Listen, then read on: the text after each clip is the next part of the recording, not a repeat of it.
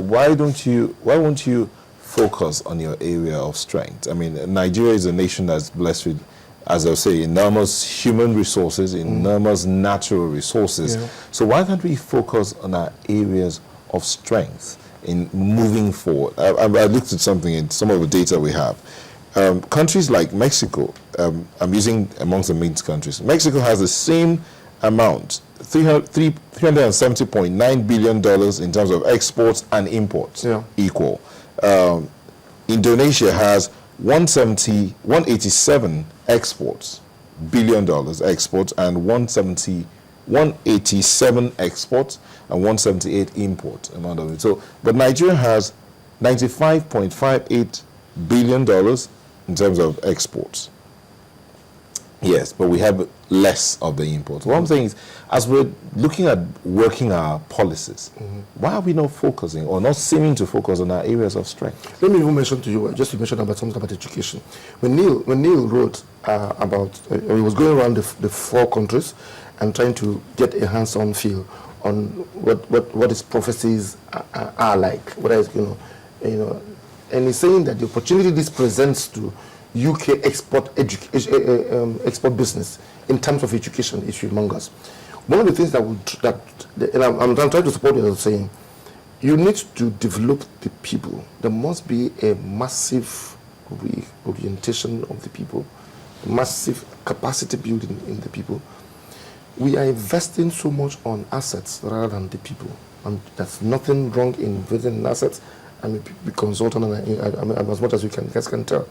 But if you build the roads and you build the bridges and you build the, remember 1004 that was built, and they were spreading their innerwears on the rails, which is a reflection of the quality of people that were staying there. There is absolute need, and Neil said it, that there is absolute need for the capacity of the people. Now, if you don't do that, and I'm going to answer a question later, if you don't do that, they're going to have what they call corporate raid. And corporate raid is based on the fact you open up your economy, which is what makes most people don't open up the economy, and you don't have the internal capacity of the people, the workforce, to be able to work with these people that are coming in, and they will now justify the need for them to come with their people. And the moment they come with their people, they will spread like wildfires, and you will get into what I call the second slavery. And that is what, because that will be economic slavery. There is absolute need for government to be strategic, and that's my word here. Government needs to understand what is going on and build capacity across board. And what I was trying to say here about the automotive policy is not that the whole policy in the whole is what I approve of. Is a good policy, but you need to stagger it. What is a good part of it? See, first of all, that you are importing vehicles into this country shows that you're a market to a business located somewhere else. But you have to also remember that, that the manufacturing industry in the country is underperforming, even though it is the 3rd largest on the continent. So if we have an underperforming manufacturing industry or sector, and we haven't been able to actually make it, kickstart it a little bit, so that when some of these things go wrong, as Chamberlain rightly said, for instance, you have a car, and you say you have an upholstery company, a company that can actually manufacture maybe car air conditioners or any of these parts, before you can now say you're putting this ban or this policy that can, well, restrict people from bringing more cars. I'm not really for the ban. That's what part of the point. I'm really for the ban. You remember when Soludo was that's what it was ban. Moving the money. When you allow, when you restrict the movement of anything, if you want to ban a book, if you want a book to sell, ban it. Yeah. So all this, it doesn't work. Just allow it to play out, but put the tariff. At the point when you will have developed your local markets, the manufacturing, people will see that over time, even the owners of these assets, of these businesses, will discover that we're better off establishing the factories here. So my argument here is that, the answer to your question, Sly, is that you just need a more strategic leadership. A long-term, a lot of people that are in politics today don't understand why they are there. They don't understand it. It is a, they are just, I'm going there. They are just, listen, when Clinton went to the White House when he was young and shook hands with Kennedy, came back with a picture and told the mother, I will be in the White House. And I know you can draft people to become something, but when you get there, for goodness sake, get strategic. The life of 160 million people are dependent on what you're doing. Look at Lagos State over time, strategically transforming Lagos to something that you can be proud of. I have had, I try to bring in faculties, I've had people come in and they will tell me something is going on in Lagos. And ours is a mixed economy. And that's the thing. And you know, the key thing here is that, you know, with all due respect, most of those who are in leadership, you know, whether at state or local government, in fact, the worst is local government. They don't even have a clue of that. You know, they are closest to the people. I mean, they don't seem to have a clue. But they don't forget the revenue generation part of that. Absolutely, that's the key thing I'm saying. The key thing I'm saying here, that if you are able to look at, if Aganga says I'm doing automotive, what are the other ministries and departmental agencies of government doing? What are they really doing?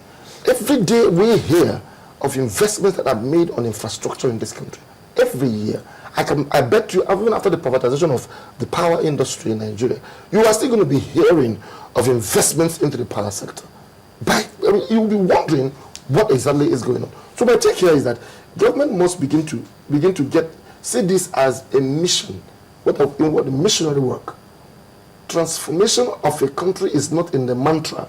It is in brick and mortar. It's in strategic things you're doing. So you can say, because when you set a vision, you now walk back. It's the end from the, it's walking, is the beginning, starting from the end, and then you walk back. We want to be the best 20 they come by the year 2020.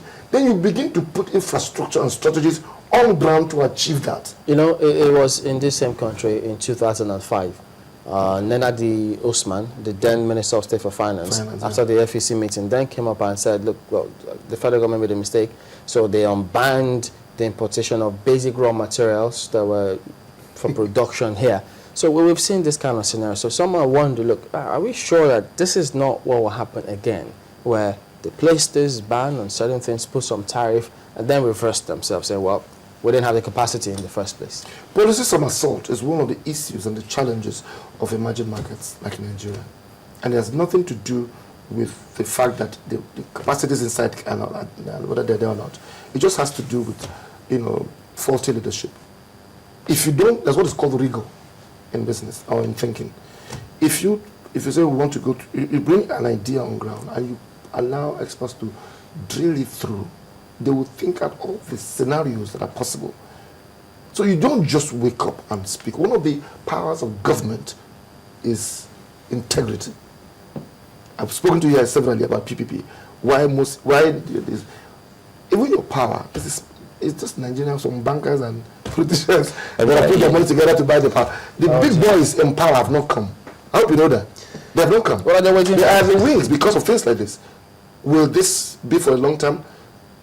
They are on the wings. You know, thinking of what you said now, the picture, looking at the picture you painted of the huge crowd in so many of the malls, department stores that you get to see in the country. You don't get it. And you get to see that a whole lot. If we talk about our GDP, we've seen a steady growth in it from, it was 40th in 2005 and even 52nd in 2000, and now is 30th in the world. So relatively, we're getting to see a phenomenal growth, never before seen. But people don't seem to understand, perhaps maybe because no one is talking about it. So now we're talking about it.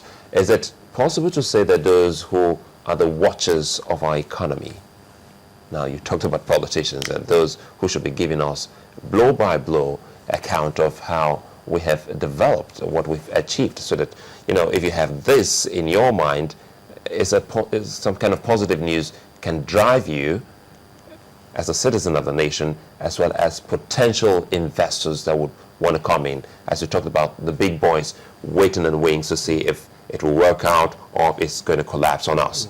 So why is it that they're not giving us analysis, results? No, so you know, I must give credit. Because some of this, and I'm saying that because some of this we talk about, you still have to go back to a man who's retired but still working, Professor O'Neill, and some other few economists and financial experts in the country. Let me tell you, Sulai, I must give credit to channels, and I'm not saying that because I'm here. Some of the things you guys are asking government to do is you that will do it. See, You mean like become president of this country? No. If you want, what stops you? That's not what stops you.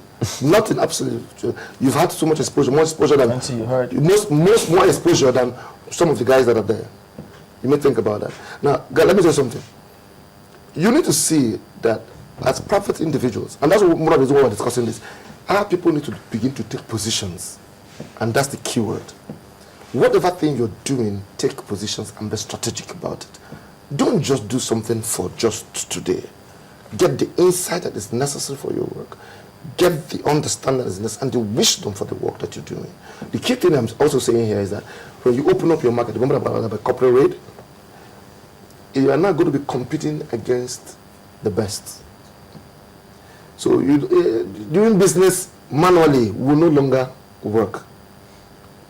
So it's absolutely important that now I'm speaking to Nigerian entrepreneurs, I'm speaking to the private sector people. That's what the banks are doing well. They're competing with the best. Did you say the banks are doing well? Oh, yeah, the banks have, one of the reasons why it's mentioned is they use the banks as an example, that the banks are properly recapitalized, positioned to take on better and greater challenges. Can you banks failed. Can you get according to them, what the best we get the bank here? also failed. No, but the best we get with the banks here are short-term loans. With the banks are recalibrating, but by the sterilization of 50% of public sector funds with the CBN, the banks are now looking for you to invest. Wait, look. Okay. I was going to come to The that. thing is that most people don't position potential. themselves to be courted by the banks. When you play, the banks are not interested in your color of They're your not tie. interested in the big names. No. They're not interested in the color of your tie or the color of your glasses. But the big They're names. interested in the bottom line. So you need to go and if you do your maths pretty well, the banks will come to you. When you say an entrepreneur, and I knew at what point they will begin to engage them. As long as you're playing, you're being sentimental, they'll take a walk. When we talked about potentials, you said one of the strongest resources that Nigeria has is our population, the people. Yeah. Now, invest in massively in the people. Chimlin's talked about the banks and the people. If you go to every community in Nigeria, practically every community, you find someone manufacturing one little thing or the other with their hands. Nigerians, as I say, Nigerians are hands-on people. Now, how do we move to that point where the market's open and Nigerians are now competing with people who are better funded, so to speak? How do we move to that point where Nigerians gain this access, even with the banks? I want to answer three things with you now. There's a guy in Enugu, his name is Innocent. Innocent is already in the automotive industry, producing buses and vehicles.